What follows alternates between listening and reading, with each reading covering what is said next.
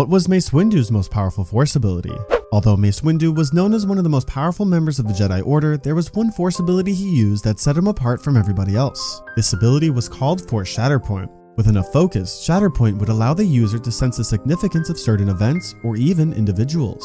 The user would be able to use this to their advantage by seeing glimpses of the future, and they could then try to change the outcome of what's to come. This is why we see Windu have strong doubts about Anakin Skywalker. Through Shatterpoint, Windu was able to quickly detect Anakin's conflict, which is why we see him demand that he stay in the temple instead of going with him to confront the Chancellor. During this moment, Windu learned that Anakin wasn't only just linked to Shatterpoint events, but instead, he was the Shatterpoint himself.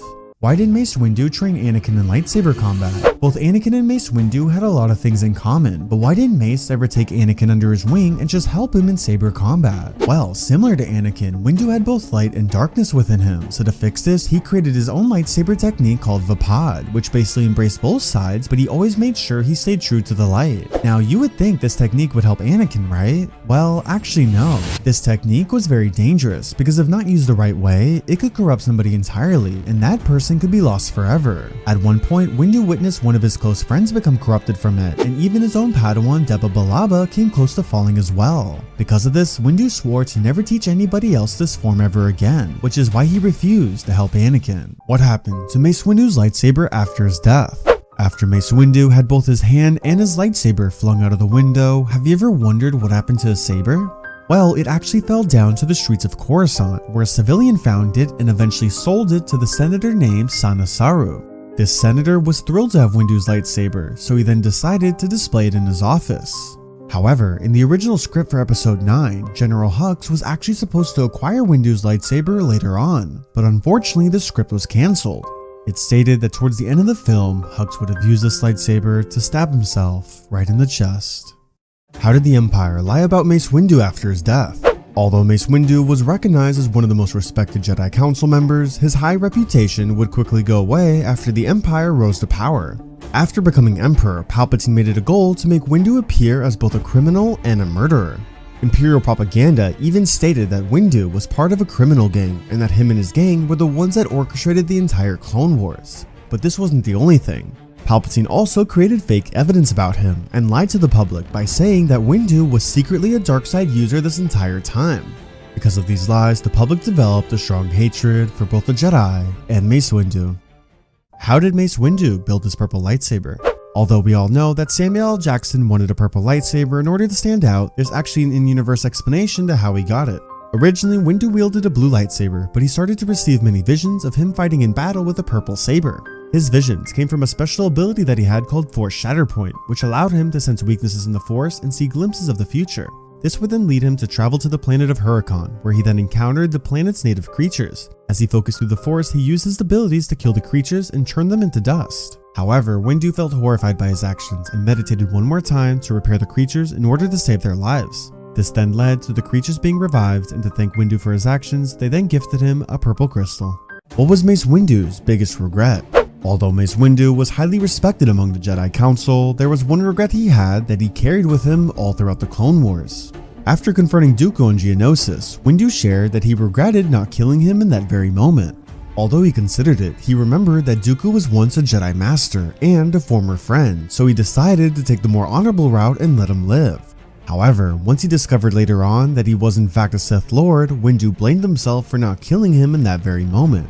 He ultimately believed that if he did in fact kill him, he could have possibly prevented the upcoming war. What happened to Mace Windu's blue lightsaber? Although Mace Windu was well known for his purple lightsaber, did you know he actually wielded blue at one point? Well, if you look closely in this scene from The Phantom Menace, you can notice that he had a different lightsaber hilt compared to the one we saw in episodes 2 and 3. This hilt was actually the blue lightsaber that Windu used for a short while. But there's a catch. This saber wasn't actually his, but instead it belonged to the Jedi Master named Eth Koth. Koth lent it to Windu shortly before episode 1, and Windu would then alternate between using both the blue saber and his own purple saber. Eventually, however, he ended up returning it to Koth, and Yoda honored the two of them in a ceremony. Why did Yoda fear Mace Windu? Although Mace Windu was known as one of the most powerful Jedi Council members, there was actually some mistrust towards him at one point, especially coming from Yoda. Unlike other Jedi, Windu walked a fine line between using both the light and the dark side while in combat. Within battle, he showed extremely violent tendencies and sometimes showed no mercy when fighting his enemies. This was extremely uncommon among Jedi, and because of this, Yoda believed that there was a chance that Windu could one day fall to the dark side. However, despite Yoda's fears, Windu showed that he was able to have control over his dark side tendencies and ultimately proved his loyalty to the Jedi. What did Luke Skywalker think about Mace Windu? We all know that Luke and Mace Windu were around during two different eras, but did you know that Luke knew all about him? Well, after the events of Return of the Jedi, Luke found different Jedi records from over the years, and one of which was about Mace Windu. In Luke's journal, he wrote that Windu was not only one of the most respected Jedi Council members, but he was also a brave fighter during the Clone Wars. In his eyes, he believed that Windu was a perfect example of what a Jedi should be, and that it was unfortunate he died to Darth Sidious. He ultimately believed that if Anakin never interfered, then Windu could have defeated the Dark Lord. Why did Mace Windu hate the clone troopers? Although we've seen many different Jedi have close relationships with their clones, one Jedi who never did was Mace Windu, and there's actually a reason as to why. Well, as crazy as it may sound, Windu didn't like them because of their faces. Anytime he saw a clone trooper's face, it always reminded him of what happened on Geonosis and how he let Dooku escape. This was a regret that Windu carried with him all throughout the Clone Wars, because he truly believed that if he did in fact kill Dooku, this war could have been prevented. However, despite his personal feelings, Windu still had his own legion of clones called the 187th Legion. How did Mace Windu become a Jedi Master? Born 50 years prior to the events of the Clone Wars, Mace Windu had an extremely rough childhood. Both of his parents were killed when he was just an infant, so he lived with his tribe on the planet of Hurin Kal. Eventually though, the Jedi sensed his presence in the Force and brought him back to Coruscant when he was only 6 months old. Once he arrived, he quickly grew a strong bond with Master Yoda, in which Yoda would decide to take the boy as one of his youngling learners. He would end up training Windu for many years, and by the time he reached the age of 14, he was highly respected throughout the entire order and was considered even more powerful than some of the Jedi Masters at that point. Finally, at the age of 28, Mace would finally reach the rank of Jedi Master and earn his seat on the Jedi Council. This would then lead him to becoming one of the youngest Jedi to ever earn this honor. What was Mace Windu's forbidden Force ability?